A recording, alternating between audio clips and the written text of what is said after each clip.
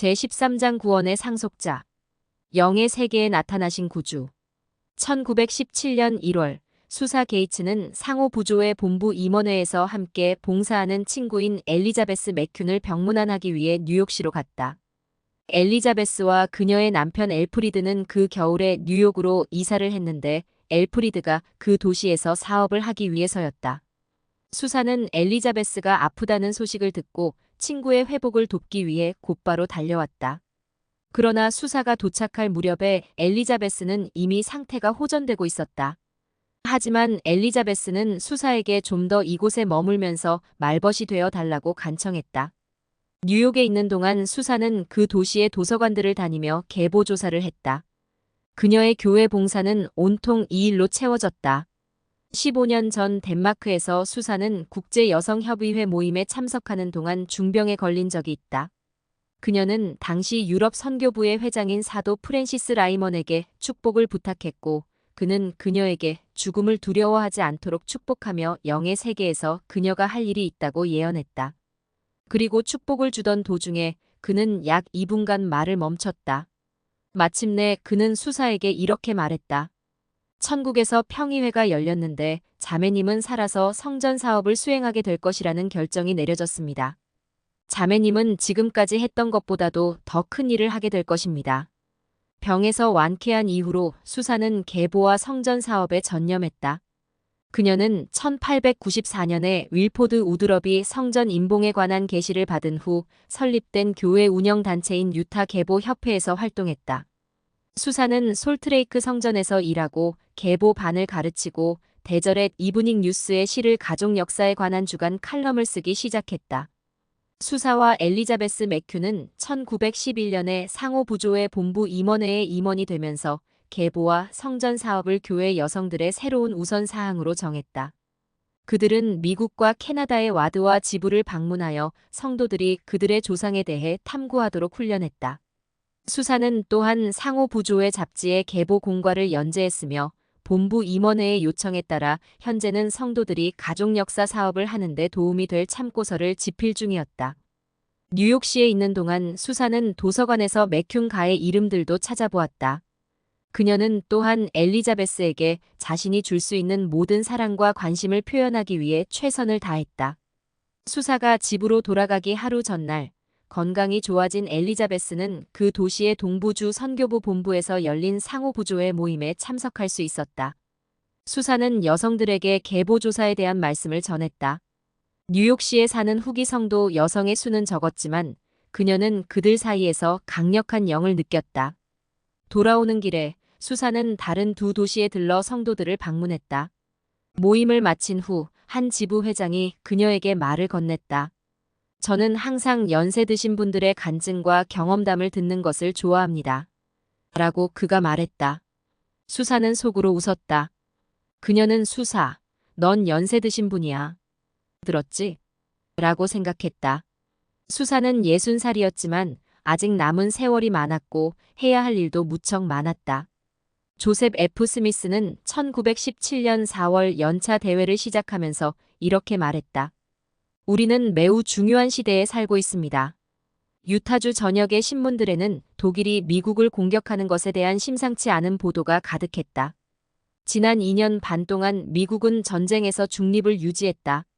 그러나 독일이 최근 무제한 잠수함전 정책을 재개함에 따라 미국 선박도 공격 대상이 될 수 있는 상황이 되었다. 또한 독일 정부 관계자들은 미국을 남쪽에서부터 공격할 경로를 트기 위해 멕시코와 동맹을 맺으려 했다. 이에 대응하여 미 의회는 우드로 윌슨 대통령이 독일의 선전 포고를 할 수 있도록 승인했었다. 솔트레이크 태버네클의 연단에 선 스미스 회장은 회중의 많은 성도들이 불안해하고 두려워한다는 것을 알았다. 그는 성도들에게 평화와 행복, 인류의 안녕을 추구하도록 격려했다. 조셉 F. 스미스는 이렇게 말했다. 우리가 오늘 교회의 회원으로서 그리고 우리나라의 국민으로서 우리의 의무를 다한다면 내일 어떤 일이 일어날지라도 크게 두려워할 필요가 없습니다. 그날 늦게 윌슨 대통령이 공식적으로 전쟁을 선포했다. 곧 유타에서 거의 5,000명의 젊은이들이 입대했는데 대부분이 후기 성도였다. 교회의 많은 여성이 전시 간호사로 일하기 위해 적십자에 가입했다. 군대에 입대할 수 없는 미국 성도들은 정부가 전쟁 자금을 마련하기 위해 발행한 전시 공채를 구입하는 등 다른 방법으로 조국을 지원했다. 엘리자베스의 딸인 베티 맥큐는 자동차 운전과 정비를 배워 구급차 운전사가 되었다. 70인 정원회의 B.H. 로버츠 장로는 군목으로 자원했는데 후기 성도 군목은 모두 3명이었다. 연차 대회 직후 조셉 F. 스미스는 하와이로 가서 라이의 성전 건축 상황을 살폈다. 현장 감독인 하마나 카릴리와 데이비드 하일리의 지시로 인부들은 이미 성전의 외부를 완성하고 이제 내부를 마무리하느라 분주했다. 철근 콘크리트와 인근 산에서 나온 화사나무로 지은 하와이 성전은 십자형이었고 첨탑이 없었다. 유타주의 예술가 형제인 리오 페어뱅크스와 아바드 페어뱅크스가 경전 속 장면을 묘사해서 주조한 시멘트 조각들이 건물 밖을 장식했다. 79번째 생일을 한 달 앞둔 10월, 선지자는 성도들에게 자신이 늙었다는 것을 느끼기 시작한다고 말했다. 저는 제가 정신적으로는 여전히 젊다고 생각하지만 제 몸이 지칩니다. 이따금 제 가엾은 오래된 심장이 상당히 불규칙하게 뛴다는 것을 말씀드리고 싶습니다. 그 해가 저물어 감에 따라 그는 계속해서 몸이 쇠잔해졌다. 1918년 초에 그는 정기적으로 병원 진료를 받기 시작했다. 비슷한 시기에 그의 아들 하이럼도 병을 얻었다. 하이럼의 유럽 선교부 회장 임기가 끝난 지 이제 16개월이 지났는데 그동안 그는 건강하고 튼튼했다. 그래도 조셉은 아들의 건강이 걱정되었다. 조셉에게 하이럼은 언제나 특별한 존재였다. 주님을 섬기고 그분께 헌신하는 하이럼의 모습에서 그는 크나큰 기쁨을 느꼈다. 그리고 이 큰아들을 보면서 그는 자신의 아버지이자 축복사였던 하이럼 스미스를 떠올렸다. 하이럼의 병은 날이 갈수록 악화되었다. 그는 복부에 극심한 통증을 느꼈는데 그것은 맹장염의 징후였다. 친구들은 하이럼에게 병원으로 가서 수술을 받으라고 재촉했지만 그는 거절하며 이렇게 대답했다. 나는 지혜의 말씀을 지켰으니 주님께서 나를 돌보실 거야. 1월 19일, 통증은 거의 참을 수 없을 정도로 심해졌다. 하이럼의 아내 아이다는 즉시 조셉에게 소식을 알렸고 조셉은 아들의 회복을 위해 간절히 기도했다. 사도 올슨 F. 휘트니와 제임스 E. 탈메지는 하이럼의 머리맡에 앉아 밤새 상태를 지켜보았다. 조셉의 조카인 렐프 T. 리차즈 박사를 포함한 의사와 전문가들이 그를 진료했다. 환자를 진찰한 리차즈 박사는 하이럼이 의술의 도움을 받는 것을 너무 오래 미뤘다고 염려하며 그에게 병원에 가자고 간청했다. 지금 가도 생존 확률이 1000분의 1이에요. 그는 하이럼에게 경고했다. 그 기회를 잡으시겠어요? 그럴게. 하이럼이 대답했다. 병원에서 의사들은 엑스레이를 2차례 찍은 후 하이럼의 맹장을 제거하기로 결정했다. 수술 도중에 리차즈 박사는 맹장이 파열되어 하이럼의 복부에 독성 박테리아가 퍼진 것을 발견했다. 하이럼은 수술 후 살아남았지만 불안감 때문에 조셉의 몸 상태가 나빠졌다. 그는 오후 내내 먹지 못하고 누워서 지냈다. 그날 저녁 하이럼은 기력을 찾는 듯 했다. 그 소식을 들은 조셉도 기운을 되찾았다.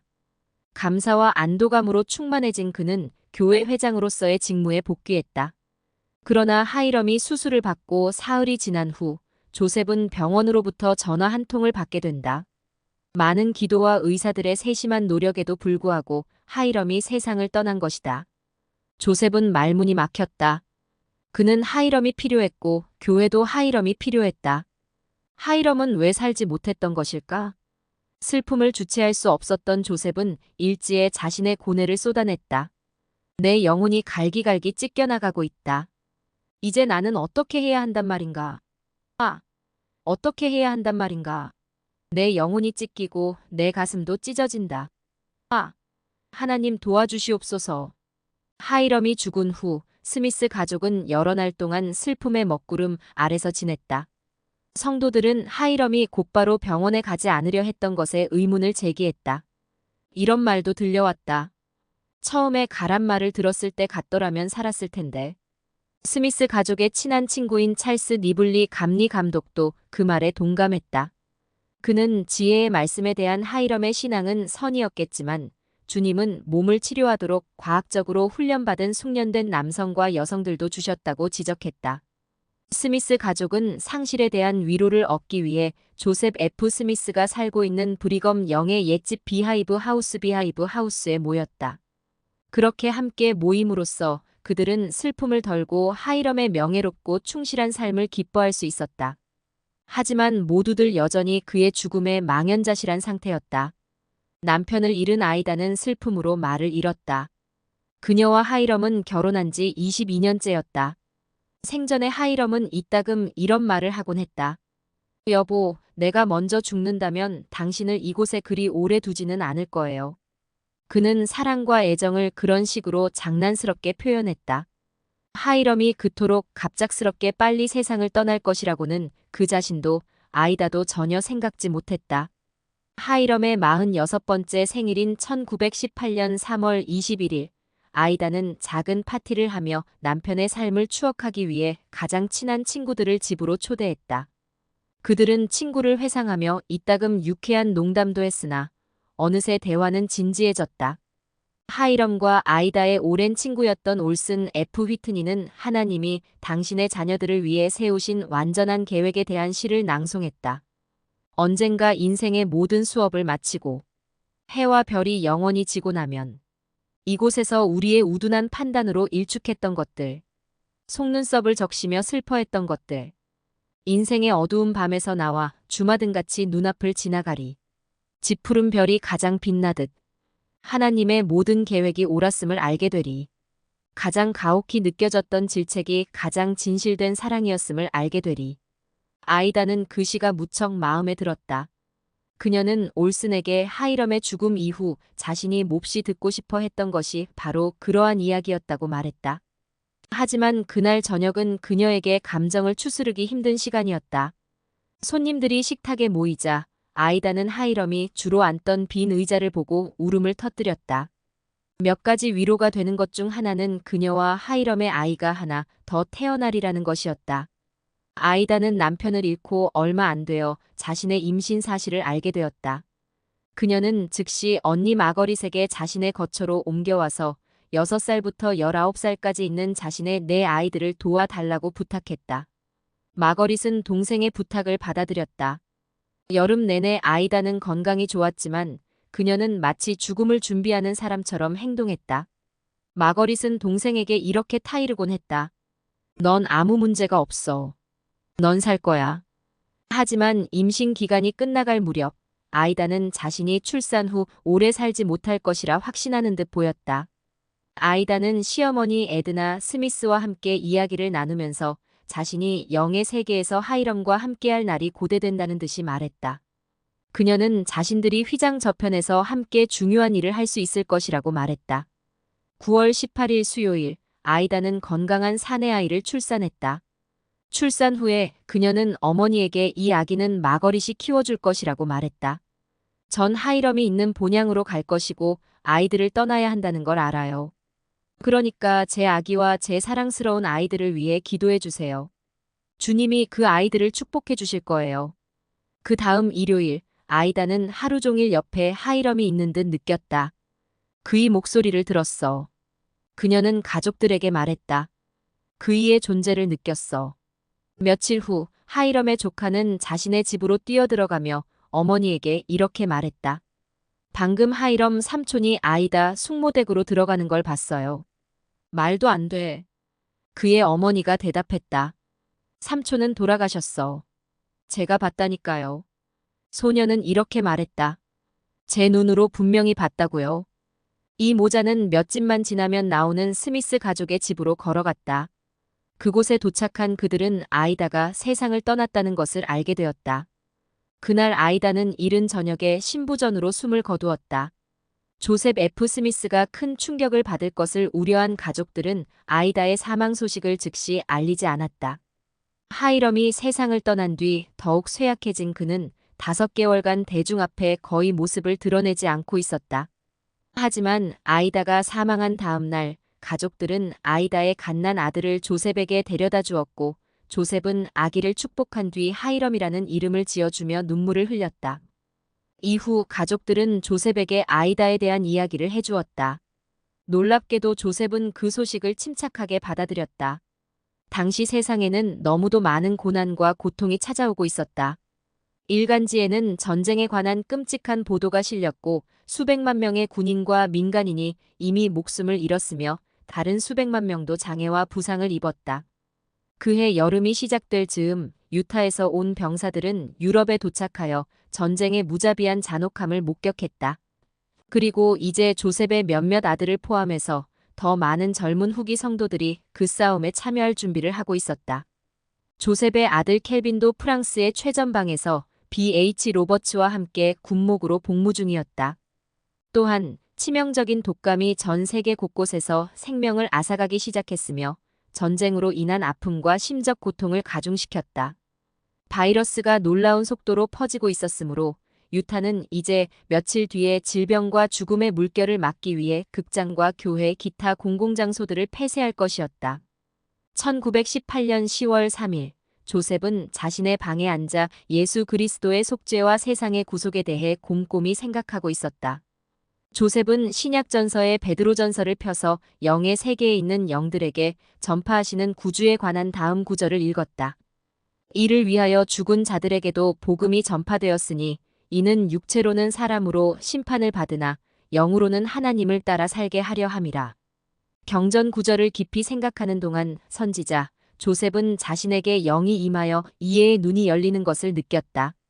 조셉은 영의 세계에서 죽은 자의 큰 무리를 보았다. 구주의 지상 성역 이전에 사망한 의로운 남성과 여성들이 사망의 띠에서 해방을 선포하러 그분이 오시기를 기쁜 마음으로 기다리고 있었다. 구주께서 그 무리 앞에 나타나셨고 의로운 영들은 그들의 구속을 크게 기뻐하며 그분 앞에 무릎을 꿇고 사망과 지옥의 사슬에서 건져내 주시는 구주이자 구원자로 그분을 인정했다. 주님의 임재하심에서 나오는 광채가 그들을 비추어 그들의 얼굴은 빛이 났고 그들은 구주의 이름에 드리는 찬양의 노래를 불렀다. 조셉은 시연을 보고 놀라며 베드로의 말을 다시 곰곰이 생각했다. 순종하지 않던 영의 무리가 의로운 영의 무리보다 훨씬 더 많았다. 구주께서는 영의 세계를 방문하는 그 짧은 시간 안에 어떻게 그들 모두에게 복음을 전하실 수 있었을까? 조셉의 눈이 다시 열렸고 그는 구주께서 불순종한 영들에게 친히 가시지 않으셨음을 이해하게 되었다. 더 정확히 말하자면 그분은 의로운 영들을 조직하여 사자들을 임명하시고 그들에게 복음 메시지를 어둠 속에 있는 영들에게 전하도록 위임하셨다. 이런 방법으로 범법 가운데서 죽은 자들이나 진리를 알지 못하고 죽은 모든 자가 하나님을 믿는 신앙 회개, 죄 사함을 위한 대리 침례, 성신의 은사, 복음의 다른 모든 필수 원리에 대한 가르침을 받을 수 있었다. 의로운 영들로 이루어진 큰 회중을 바라보던 조셉은 아담과 그의 아들인 아벨과 셋을 보았고 여러 시대에 걸쳐 하나님을 경배하였던 충실한 딸들과 함께 이브가 서 있는 모습도 보았다. 노아, 아브라함, 이삭, 야곱, 모세, 이사야, 에스겔, 다니엘을 비롯하여 구약전서와 몰몬경에 나오는 다른 선지자들도 그곳에 있었다. 또한 선지자 말라기도 있었는데 그는 엘리야가 조상들에게 한 약속을 자손들의 마음에 심어 후기에 성전 사업과 죽은 자를 구속할 길을 마련할 것이라고 예언한 사람이었다. 또한 조셉 F. 스미스는 조셉 스미스, 브리검 영, 존 테일러, 윌포드 우드럼 및 회복의 기초를 놓은 다른 여러 사람을 보았다. 그들 중에는 74년 동안 얼굴을 볼 수 없었던 순교한 아버지 하이럼 스미스도 있었다. 그들은 후기에 태어나 하나님의 모든 자녀의 구원을 위해 일하도록 필멸의 삶을 살기 전에 택함받은 고귀하고 위대한 영들 중 일부였다. 그런 다음 선지자는 이 경륜의 시대에 충실한 장로들이 다음 생에서도 어둠 속과 죄의 속박 아래 있는 영들에게 복음을 전파하며 계속 일할 것임을 깨달았다. 그는 다음과 같이 말했다. 회개하는 죽은 자는 하나님의 지배 의식에 순종함으로써 구속함을 받으리니 그들이 자기들의 범법에 대한 형벌을 치르고 깨끗이 씻음을 받은 후에 자기들의 행위에 따라 상을 받으리라. 이는 그들이 구원의 상속자가 됨이니라. 시연이 끝나자 조셉은 자신이 본 모든 것에 대해 곰곰이 생각했다. 다음 날 아침, 조셉은 건강이 좋지 않음에도 10월 연차 대회의 첫 번째 모임에 참석하여 성도들을 놀라게 했다. 회중에게 연설하기로 결심한 조셉은 연단에 불안정하게 서서 그의 큰 몸이 떨리는 가운데에서도 이렇게 말했다. 그는 이렇게 말했다. 저는 여러분의 아버지와 조상들과 함께 이 대의에서 70년 이상 일해왔습니다. 저는 오늘 그 어느 때보다도 굳게 마음을 먹고 여러분과 함께 이 자리에 있습니다. 그는 감정에 휩싸이지 않고는 시연에 대해 말할 힘이 없었기에 그저 넌지시 전할 수밖에 없었다. 조셉은 회중에게 이렇게 말했다. 저는 지난 5개월 동안 혼자 있지 않았습니다. 기도와 간구와 신앙과 결심의 영이 저와 함께했으며 저는 주님의 영과 끊임없이 교통했습니다. 그리고 이렇게 덧붙였다. 오늘 아침 이 모임은 저에게 행복한 모임입니다. 전능하신 하나님께서 여러분을 축복하시기를 기원합니다. 가을 연차 대회가 끝나고 약 한 달 후 수사와 제이컵 게이츠는 스미스 가족에게서 사과 한 상자를 받으러 비하이브 하우스로 갔다. 그들이 도착했을 때 조셉 F. 스미스는 수사에게 자신이 병실로 쓰는 방으로 와달라고 요청했는데 그는 여러 주 동안 그곳에서 누워 지내고 있었다. 수사는 그가 과거에 그녀의 가족을 위로했던 것처럼 최선을 다해 그를 위로했다. 수사는 자신의 교회 봉사면에서 낙담해 있었다. 전년도에 유타 계보 협회에 100만 달러를 기부한 엘리자베스 맥튠을 제외하고는 상호 부조의 본부 임원회의 여성 중 가족 역사나 성전 사업에 열정을 쏟는 여성이 거의 없는 듯했다. 사실 임원회의 일부 임원들은 최근 스테이크 상호 부조의 지도자들이 너무 어렵고 별로 영적이지 못하다고 비판했던 상호 부조의 원래 계보 공과를 그만두자고 제안했었다. 이야기를 나누는 동안 조셉이 말했다. 수사, 자매님은 위대한 일을 하고 계십니다. 당황한 수사는 확실히 바쁘긴 합니다. 라고 대답했다. 조셉은 자매님은 위대한 일을 하고 있어요. 라고 굽히지 않고 말했다. 자매님이 알고 있는 것 이상으로 위대한 일이지요. 그는 수사의 신앙과 진리에 대한 헌신으로 인해 그녀를 경애한다고 했다. 그런 후 조셉은 아내 줄리나에게 서류를 하나 가져와 달라고 부탁했다. 줄리나가 서류를 가져오자 제이컵과 다른 몇몇 사람들도 그 방으로 들어왔다. 모두가 모인 가운데 조셉은 수사에게 그 서류를 읽어달라고 부탁했다. 그것을 받아 읽은 수사는 크게 놀랐다. 선지자로서 조셉은 항상 계시와 다른 영적인 일들에 대해 말할 때 조심하려고 노력했었다. 그러나 지금 조셉이 본 영의 세계에 대한 시연의 기록이 여기 수사의 손에 들려 있었다. 그는 연차 대회가 끝나고 열흘 후에 아들 중 한 명인 사도 조셉 필딩 스미스에게 그 계시를 받아쓰게 했다. 그리고 10월 31일 제1회장단과 12사도 정원회는 그 시연을 읽고 그 내용을 온전히 지지했다. 계시를 읽었을 때 수사는 이브와 다른 여성들도 이 위대한 대업에서 선지자들과 함께 봉사하고 있음이 언급된 부분을 보고 감명을 받았다. 그녀가 알기에 여성들도 남편과 아버지들과 함께 주님의 일에 힘쓰고 있다고 언급된 계시는 이것이 처음이었다. 조셉과 그의 가족에게 인사를 하고 나온 수사는 계시가 공개되기 전에 읽어볼 수 있었던 것을 축복이라고 여겼다. 아, 정말 위로가 되었다. 그녀는 일지에 그렇게 썼다. 하늘이 여전히 열려 있다는 것을 알게 되었고 이브와 그녀의 딸들도 기억하게 되었다. 무엇보다도 그 계시는 우리의 성전 사업과 봉사자들과 계보 사업에 그런 격려가 필요한 시기에 주어졌다. 그녀는 엘리자베스 맥튠이 그 계시를 읽게 될 때까지 도저히 기다릴 수가 없었다. 수사는 그 친구에게 보내는 편지에 이렇게 썼다. 그것은 저 세상에서 옥에 있는 영들의 구원을 위해 이 모든 위대한 영들이 수고하고 있다는 시연이야. 그 계시 덕분에 교회 전체의 성전 사업이 촉진될 것이라는 점을 생각해봐. 1918년 11월 11일 유럽의 군대들은 4년간의 전쟁을 끝내고 휴전에 동의했다. 그러나 유행성 독감은 계속 확산되어 마침내 수백만 명의 희생자를 남겼다. 많은 곳에서 일상의 흐름이 깨졌다. 사람들은 자신을 보호하고 바이러스 확산을 막기 위해 코와 입을 가리는 천 마스크를 착용하기 시작했다. 신문들은 주기적으로 사망자들의 이름을 실었다. 휴전이 있고 일주일 뒤 히버 제이 그랜트는 비하이브 하우스에 있는 조셉 F. 스미스의 건강 상태를 확인해 보기로 마음먹었다. 12사도 정원회의 회장인 히버는 이제 다음으로 교회를 이끌어갈 사람이었다. 그는 교회 회장의 책임을 맡기를 갈구하진 않았다. 히버는 조셉이 12년을 더 살아서 교회 창립 100주년을 기념할 수 있기를 바라고 기도했다. 지금도 그는 조셉이 죽을 것이라고는 생각지 않았다. 비하이브 하우스 문 앞에서 히버를 만난 조셉의 아들 데이비드는 그에게 안으로 들어와 아버지와 이야기를 나눠보라고 권했다. 하지만 히버는 선지자를 방해하고 싶지 않아 망설였다.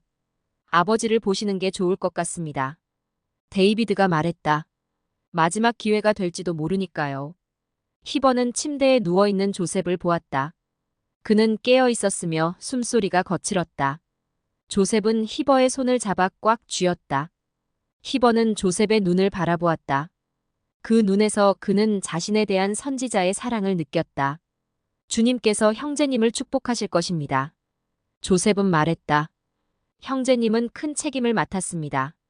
이것은 인간의 일이 아니라 주님의 일이라는 것을 항상 기억하십시오. 주님은 누구보다 위대하십니다. 그분은 누구에게 당신의 교회를 이끌게 하고 싶은지를 아시며 절대로 실수하지 않으십니다. 조셉은 손을 놓았고 히버는 옆방으로 들어가 눈물을 흘렸다. 그는 집에 가서 저녁 식사를 한 뒤 조셉을 한 번 더 보기 위해 비하이브 하우스로 다시 갔다. 제1회장단의 보좌인 안톤 룬드가 조셉의 부인들과 몇몇 아들들과 함께 그곳에 있었다. 고통이 극심했던 조셉은 히버와 안톤에게 자신을 축복해달라고 부탁했다. 그는 형제님들, 내가 세상을 하직할 수 있도록 기도해 주십시오. 라고 말했다. 그들은 조셉의 아들들과 함께 그의 머리에 손을 얹었다. 그들은 조셉과 함께 일하면서 느낀 기쁨과 행복에 대해 이야기했다. 그런 후 그들은 주님께 그를 본향으로 불러주시기를 간청했다.